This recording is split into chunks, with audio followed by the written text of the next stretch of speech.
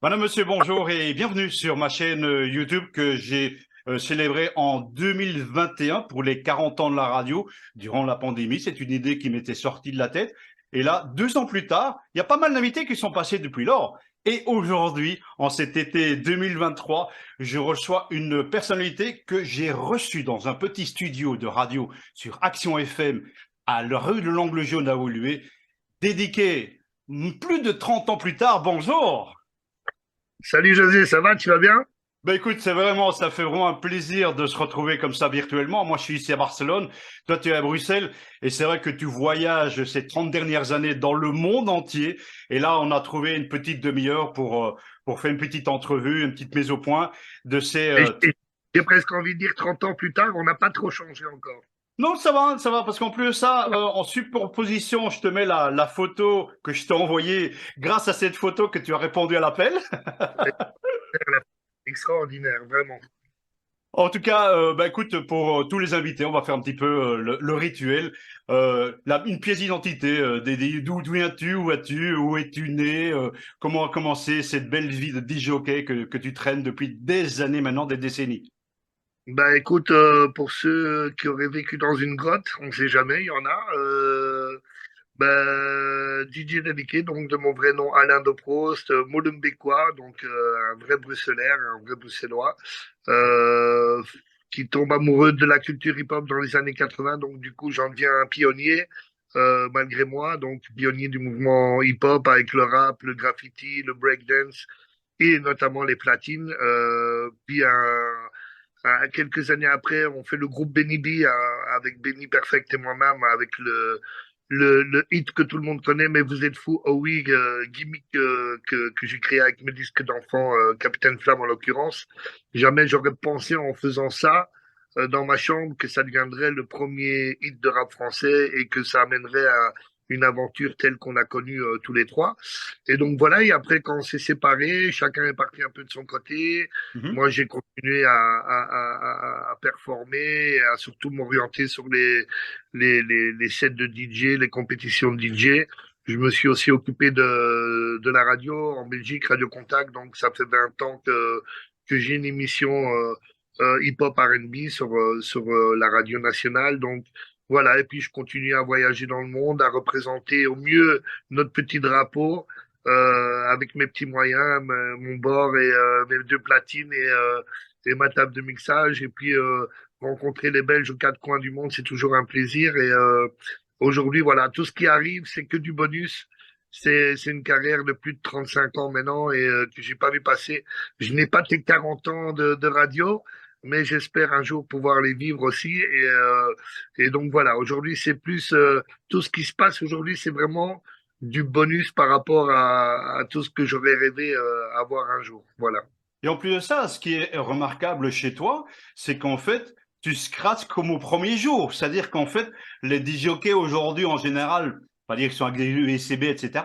Mais toi, Ouais. c'est vraiment du live, tu scratches comme au premier jour. Comment tu arrives encore à faire ça? Ben, écoute, moi, je suis à la base un DJ de compétition, de championnat, donc où c'était très technique, où il fallait vraiment montrer sa qualité technique avant tout. Donc, ayant gagné plusieurs fois les championnats de Belgique, championnats de France, finaliste au championnat du monde. Donc, c'est quelque chose qui est resté en moi, qui Mhm, est resté gravé en moi et qui est comme un petit peu une mission pour moi de toujours représenter cette culture du turntablisme, comme on l'appelle.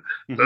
Alors, c'est vrai que c'est pas toujours évident en soirée ou en festival, mais je suis le seul qui se démarque en continuant à le faire, sans trop non plus saouler les gens, évidemment. C'est bien de d'amener, si tu veux, quand je fais un set, je le considère plus comme un show, comme quand on irait voir Beyoncé sur scène ou Michael Jackson. Je viens avec un show et pas seulement un set de DJ. Je viens vraiment avec un spectacle, avec de la technique, avec plein de choses, des remixes et tout ça. Et c'est ce qui me différencie et c'est ce qui aujourd'hui fait que peut-être je suis un des derniers encore à le faire. Et voilà, je veux dire, ça fait partie de moi et je pense que c'est aussi ce qui fait mon succès, quoi. Mhm. Et quelle est en fait depuis le départ ton influence musicale en général? Quelle a été ton influence musicale au début et encore au jour d'aujourd'hui, 30 ans plus tard? Bah, écoute, je suis quelqu'un de très open format, donc c'est-à-dire que j'aime tous les genres musicaux. Et d'ailleurs, aujourd'hui, quand je fais un set en festival, c'est comme si je racontais une histoire qui voyage aussi bien dans le temps que dans le futur, que dans le temps présent. Donc, comme j'ai une génération de personnes qui me suivent depuis la première heure jusqu'à une nouvelle génération aujourd'hui de très jeunes publics qui me suit, donc je joue vraiment de tout. Ça peut partir aussi bien dans les années 80 avec un YMCA qu'un bande organisée de Jul. Donc ça va dans tous les sens. Et musicalement, ce que j'écoute, depuis mon plus jeune âge, c'était très musique française, très Claude François. Je suis un grand fan de Claude François. J'ai eu une chance extraordinaire de chanter avec lui quand j'étais petit.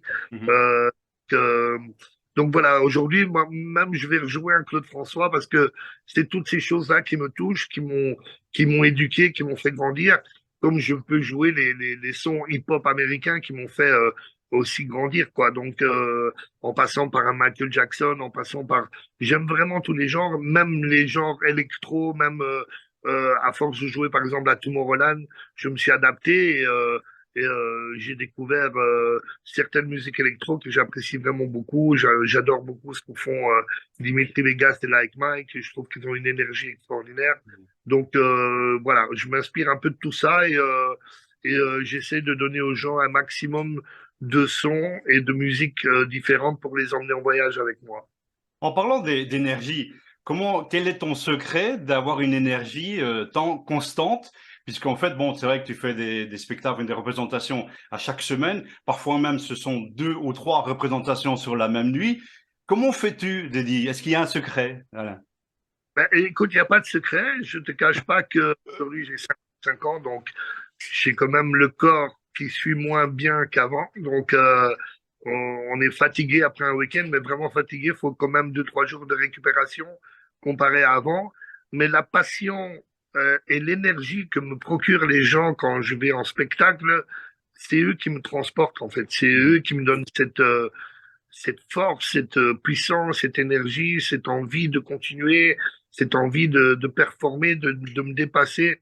C'est vraiment les gens. Et il y avait une vraie histoire d'amour avec le public. Et c'est vraiment, j'ai une chance incroyable, vraiment, de pouvoir, aujourd'hui, à mon âge, de pouvoir continuer à vivre de ma passion et de pouvoir continuer à la partager, surtout avec le public. Mhm.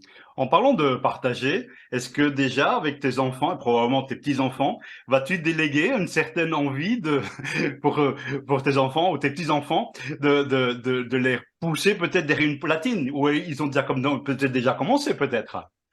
Et oui, pour ceux qui ne savent pas, je suis grand-père, en Ben effet. voilà. Moi aussi, bah, indirectement, voilà. Casser la magie est cassée, c'est fini, voilà. Non, écoute, figure-toi que mon petit-fils, bon, il aime la musique, mais il est encore trop petit pour ça. Mais mes enfants, bon, ils sont grands, 29 et 30 ans, donc euh, on va dire que ils adorent la musique, mais ils ont choisi chacun une direction différente. Donc voilà. Après, je t'avoue que je les ai pas spécialement poussés à devenir DJ ou chanteur ou rappeur ou peu importe. Je les ai laissés vraiment faire ce qu'ils avaient envie de faire, sachant que s'ils auraient suivi un petit peu le parcours de leur père, ils allaient être attendus au tournant. Et j'avais un petit peu peur, peut-être que Oui, c'est en fait, toujours difficile. le nom de ou le papa de, enfin, voilà, C'est le le fils de. fils d'eux, c'est le fils d'eux, donc il faut d'autant plus prouver, il faut d'autant plus bosser. Et je voulais pas qu'ils aient cette pression-là, donc je préférais ne pas spécialement les pousser vers le milieu du DJing ou artistique. Ils l'ont fait d'eux-mêmes. S'ils avaient envie vraiment de le faire, ils l'auraient fait d'eux-mêmes. Je sais qu'ils aiment beaucoup la musique, ils en écoutent beaucoup tous les deux. L'un est plus rap américain, l'autre est plus rap français. Et donc voilà quoi. Donc mais ils ont leur petite vie tranquille, ils sont casés, ils ont une vie pépère. C'est vrai qu'en plus de ça, peut-être qu'avec tes enfants, la relation, je vais pas dire a été difficile, mais c'est vrai que le temps que tu sois sur les routes, t'as pas eu beaucoup de relations non plus avec tes enfants quand ils étaient petits peut-être, ou alors ça s'est plutôt passé d'une façon plus naturelle. Non, ben quand ils étaient tout petits au tout début, j'étais quand même souvent avec eux parce que à cette époque-là, j'avais été opéré des cordes vocales et je Mhm. pouvais plus performer ou voyager. Donc, pendant, on va dire, les 5 premières années, j'étais vraiment 24 heures sur 24 avec eux. Je m'occupais d'eux. C'est de là À que c'est de là que tu as une voix assez rauque à l'heure actuelle. Exactement. En fait, après l'aventure Benibi, quand j'ai continué à chanter tout seul, Voulez-vous coucher avec moi, il y a des hauts et des bas et tout ça, à force de faire trop de performances sans chauffer la voix, un jour, j'ai calé mes cordes vocales et j'ai dû me faire opérer 3 fois et je suis resté à faune pendant au moins 4 5 ans. Donc, Mhm. c'était une période assez compliquée pour moi. Et puis d'un coup, du jour au lendemain, c'est revenu progressivement. Et là, du coup, bah, j'étais de nouveau le daddy d'antan et j'ai sorti des morceaux, Appelle-moi Daddy. Puis j'ai recommencé à mixer, j'ai recommencé à animer au micro. Et donc voilà. Et aujourd'hui, cette voix cassée fait partie de moi, mais je veux dire, elle a une histoire. C'est parce que j'étais vraiment à faune pendant 4 5 ans. C'est une période difficile pour moi. Et donc, c'est pour ça que j'ai pu m'occuper de mes enfants vraiment à temps plein. Et puis après, quand les soirées, les festivals, enfin, le milieu artistique a repris pour moi, je me suis un peu moins occupé d'eux, mais j'ai été toujours présent. En tout cas, j'ai Mhm. toujours essayé d'être présent. On n'est jamais les meilleurs parents qu'on rêve d'être, mais on fait de notre mieux, en tout cas. Ben écoute, si tu veux, on va en faire une petite pause. On va faire un florilège de ta carrière solo. On passe quelques OK? morceaux, puis on se retrouve juste après. Avec grand plaisir. Merci à toi. Voilà donc retour ici sur ma chaîne YouTube après ces 40 ans de la radio et notre invité d'aujourd'hui est dédié avec toute une pléiade de morceaux que nous venons de passer en petits morceaux. Et là, en fait, pour revenir un petit peu à la radio, l'édition un petit peu de ma chaîne, que penses-tu de la radio du 21e siècle, Alain Didier? Ben, écoute, je pense que la radio, malheureusement, est un média qui se meurt tout doucement à cause de tout ce qu'Internet arrive à nous procurer aujourd'hui, tu vois. Donc, c'est un petit peu comme l'époque du vinyle, comme l'époque du CD, tout ça est un petit peu révolu aujourd'hui. Il y a toujours évidemment des fanatiques, des passionnés qui perdureront dans ce domaine où à un moment ça reviendra. Mais je trouve que ouais, aujourd'hui, on a tellement de moyens via les réseaux, via les Spotify, via tous ces streamers, ces streaming en ligne, pardon, les YouTube et tout ça, toutes ces chaînes-là. Donc, ça permet d'exister encore plus grandement et à travers le monde. Et je trouve que la FM, en tout cas, est en train un petit peu de perdre pied, quoi, tu vois. Donc, on a vécu les belles heures et l'âge d'or de la radio. Aujourd'hui, on continue à la vivre, mais différemment, tu vois. Donc, j'espère que ça ne va pas mourir complètement. Mais en tout cas, je sens qu'il y a un intérêt moins grand par rapport à avant d'un public plus jeune qui aujourd'hui peut se créer sa propre playlist, ce qu'il a envie d'écouter et pas spécialement ce que la radio lui impose d'écouter, tu vois. Donc, je peux comprendre aussi. Donc, l'un dans l'autre, voilà, les temps changent, faut faire avec, mais voilà, il restera toujours des passionnés comme nous pour activer le bouton et le micro, quoi. Hmm. Il y a l'avenir probablement pour la prochaine génération qui viendra derrière, aussi bien que des animateurs, disons, des années 80. Est-ce que tu vas peut-être fonder une école de DJ, par exemple? Ça te donne l'idée ou alors tu n'as pas encore pensé à la pension, comme on dit? Bah écoute, j'y pense quand même tous les jours, hein, même si on recule la pension au fil des... Bah, je te cache pas que j'ai déjà fait souvent des cours de DJing pour certaines associations Mhm. ou certaines écoles qui voulaient apprendre. Après, m'occuper de ça à plein temps, je n'ai malheureusement pas le temps. Et je vais dire autre chose, j'ai plus la patience comme avant. Tu vois, Mhm. donc il faut beaucoup de patience pour apprendre et donner son savoir. Je préfère que les gens apprennent en me voyant mixer ou en me voyant performer à des festivals, que de m'occuper de personne par personne. Tu vois, c'est très compliqué. Ça demande beaucoup de temps et beaucoup d'énergie aussi. Et en vieillissant, on perd un peu patience, hein. Je Mhm. t'avoue que j'ai moins de patience qu'avant, donc je pourrais le faire, mais pas à long terme. Tu vois, donc mais ça pourrait être éventuellement une idée. Mais il y a tellement d'idées encore dans ma tête. J'aimerais créer une radio 100% hip-hop, R&B.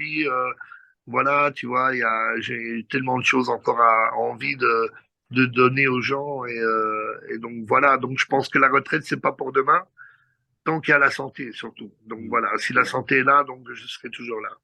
Et en fait, durant toutes ces années passées, plus de 30 ans en arrière, est-ce qu'il y a une anecdote qui te vient à la tête lorsque tu as fait une prestation, que ça fonctionnait pas? Surtout quand ça fonctionnait pas. Des problèmes techniques classiques, c'était arrivé. Tu peux rencontrer peut-être une anecdote, ou alors, est-ce que tu as déjà mixé sous la pluie, par exemple? Oui, il m'est arrivé tellement de choses cocasses. Je t'assure que je pourrais écrire un livre avec toutes les aventures que mes platines ne fonctionnent pas. Je suis au Kosovo, je ramène mes platines et le voltage n'est pas le même que chez nous. Donc, du coup, mes platines s'allument mais ne tournent pas. Il a fallu aller chercher un générateur externe pour pouvoir alimenter mes platines. Même chose au Congo, j'ai eu le même problème. Même plus récemment, quand j'ai fait mon Palais 12, qui était quand même pour moi un concert de consécration pour mes 30 ans, donc j'avais une pression quand même énorme de faire un Palais 12. Et donc, en plein show, donc dès le début du show, il y a un bug, c'est-à-dire que tout s'éteint, quoi. Donc tout s'éteint, donc je fais mon intro, et au moment où il lance les fumigènes, il y a un court-circuit ou je sais pas, et tout s'éteint. Tout Hmm. s'éteint. On est en direct, il y a 15 000 personnes, on est en direct au Palais 12, et il faut assurer, quoi. Donc, et une chance extraordinaire, c'est que le public que j'ai est vraiment incroyable, c'est que les gens l'ont capté direct, ils ont compris. Et j'ai dit, les gars, on est en direct, c'est mon premier Palais 12, il y aura des bugs, c'est comme ça, mais c'est pas grave, on recommence et on a recommencé, les gens étaient encore plus dedans. Donc voilà, je pense qu'il faut savoir prendre aussi parfois les petits problèmes on peut le prendre à la légère et ça passe beaucoup mieux que si on se prend la tête ou si on s'emporte. Donc voilà, c'est des choses qui arrivent. C'est arrivé que mon ordinateur s'éteint en pleine soirée, sans raison, on ne sait pas pourquoi. Donc il y a plein de choses comme ça. Donc, mais ça fait partie du métier, donc des Hmm. aléas du direct surtout. Voilà. Et aujourd'hui également, donc en fin de semaine, tu es en radio, sur Radio Contact, et tu Ouais. reçois pas mal d'invités aussi. Quels sont les invités qui t'ont marqué justement ces 20 dernières années? Qui t'ont fait tu vois, Bah écoute, j'ai eu la chance de rencontrer Rihanna via la Mhm. radio, Lady Gaga. Lady Gaga m'avait vraiment impressionné par sa gentillesse. Elle est d'une gentillesse extraordinaire, franchement. Elle m'a mis à l'aise, vraiment, comme si on était des amis. Beyoncé Encore aussi, une super. fois, encore une fois, parlant de Lady Gaga, par exemple, on voit vraiment que toi comme moi, nous sommes des êtres humains. Donc, en fait, c'est vrai que elle s'appelle Lady Gaga, mais quand on est avec la même personne, c'est une personne comme une autre.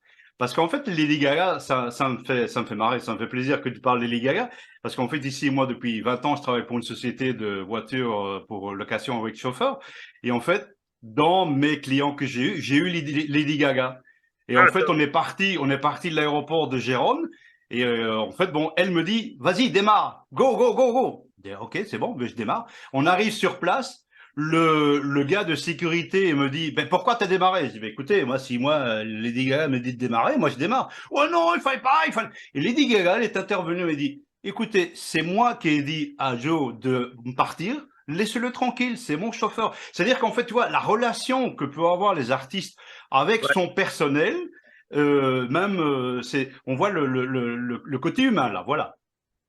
Elle est très humaine, franchement, et j'ai la même sensation avec Beyoncé. C'est surtout l'entourage qui est très Voilà. compliqué et qui met des barrières et qui fait beaucoup de chichi.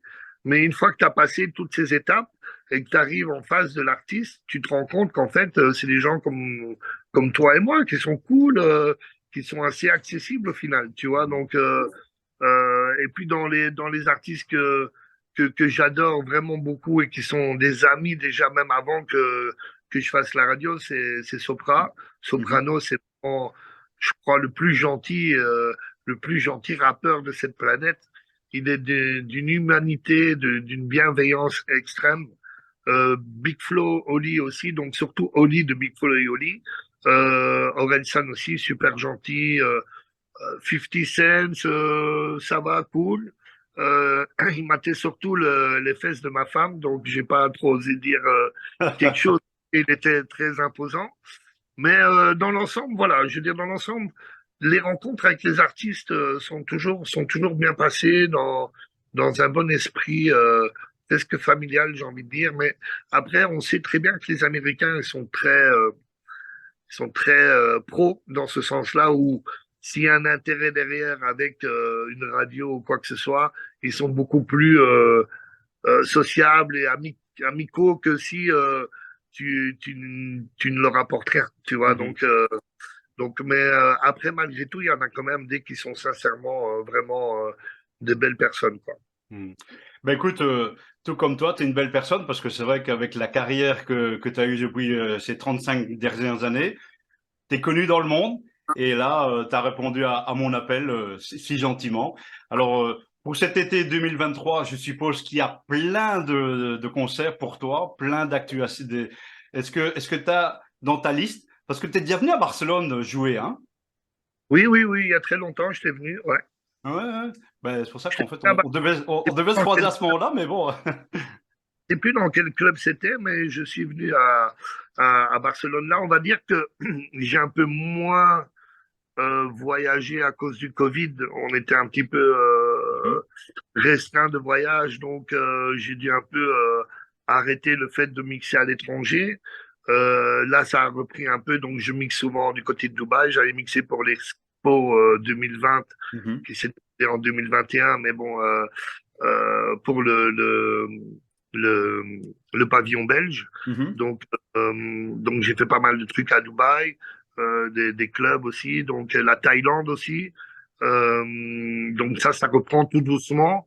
Mais c'est vrai que cet été sera principalement en Belgique et beaucoup de festivals. Et je touche du bois et que c'est une chance après tant d'années que les gens veulent toujours me voir et veulent toujours me booker. C'est vraiment un truc de fou parce que pour être fatigué de me voir, tu vois, chaque année je suis partout, donc à un moment on pourrait dire bon ben ça va, on l'a vu, on connaît, mais malgré tout les gens sont toujours là, ils ont toujours envie, ils sont de plus en plus nombreux. Cette année j'ai la chance de refaire Tomorrowland pour la 6e année. C'est un truc de fou quand même. Et puis plein d'autres gros festivals. On a une chance en Belgique d'avoir vraiment de beaux Mhm. festivals. Et même s'ils sont pas spécialement connus, comme un Tomorrowland, comme les Ardentes ou comme couleur café, il y a des gens, ils organisent par exemple en Wallonie d'énormes festivals Mhm. avec leurs petits moyens où ça ramène des 5 000, 10 000 personnes et qui méritent d'autant plus d'être reconnus que les gros festivals, les gros noms, quoi. Mhm. Donc on a cette fierté en Belgique d'avoir cette chance d'avoir beaucoup de festivals en été. Ben écoute, c'est là qu'on va terminer sur une bonne pointe positive et surtout félicitations encore pour un petit détail pour le citoyen d'honneur Ketch de Bruxelles. Merci, merci. Bah oui, écoute, c'est comme je t'ai dit, hein, tout ce que je vis pour le moment, c'est que du bonus, tu vois. Quand tu commences, quand tu rêves de devenir DJ, que tu t'entraînes dans ta chambre, déjà juste pouvoir faire écouter et partager ta musique avec les gens, c'est extraordinaire. Mhm. C'est un rêve. Mais après, voyager dans le monde, recevoir des récompenses, être intronisé au Art Rock Café, j'ai quand même, c'est un truc de fou. Jamais j'aurais pensé ça, d'avoir mon disque d'or au Art Rock Café à côté de Madonna et David Bowie. C'est des trucs auxquels tu ne réfléchis même pas, auxquels tu ne rêves même pas Mhm. d'y accéder. Et puis ces choses se tombent dessus. Et comme je te dis, c'est que du bonus. Et je souhaite vraiment à tout le monde de vivre cette chance-là un jour, quoi. Vraiment. Et j'ai vu aussi que dernièrement, même, tu as une rue à ton nom à Molenbeek là maintenant. Ouais, ben écoute, à Molenbeek, donc on a inauguré la rue de ma jeunesse, de mon enfance. Voilà, elle est sous Mhm. nommée DJ, rue DJ Dediqué. Et là, je peux te dire, mais c'est encore un secret, mais Mhm. on va recevoir pour les 20 ans de notre émission à Radio Contact. On va recevoir l'émission de Diamant. Donc, c'est vraiment Radio Contact qui va nous offrir ça. Et donc, voilà. Donc, c'est que des belles choses. Voilà. À part dire merci, je peux pas dire grand-chose, hein. Donc, merci parce que tout ça, c'est grâce peut-être au départ à mon travail, mais aussi surtout grâce aux gens qui ont mis en avant mon travail et qui ont, qui ont kiffé le travail, quoi. Donc, voilà. Ben écoute, Dédi, ça m'a fait vraiment plaisir de te revoir 35 ans plus tard, parce que c'est vrai que même plus tard, la photo qu'on va mettre là maintenant en surposition date de 1995, si je ne m'abuse, plus ou moins. Mhm. En tout cas, j'espère que ça va se répéter pour peut-être pour tes 40 ans de carrière, peut-être. Ça arrive bientôt, hein? Plus vite qu'on ne le pense, plus En vite tout qu'on ne le cas, t'es le bienvenu ici à Barcelone. On ne sait jamais, hein, avec les petits contacts que j'ai maintenant depuis une vingtaine d'années, ben, je t'envoie un lien peut-être si tu veux pour venir mixer ici. Voilà. y a un lien Zoom qui me ramène directement sur la place de Barcelone, je veux bien, tu vois. Ok, ben écoute, un grand plaisir d'avoir revu Dédi et bonne continuation surtout. Et bonjour à la famille, malgré le mauvais moment que tu passes ces derniers temps. Ouais, ouais, Je mais t'embrasse merci, bien fort. Vraiment, bon courage. À bientôt. merci à maman et encore félicitations pour tes 40 ans de radio et longue vie à toi aussi. Merci à toi. À bientôt. Merci, peace.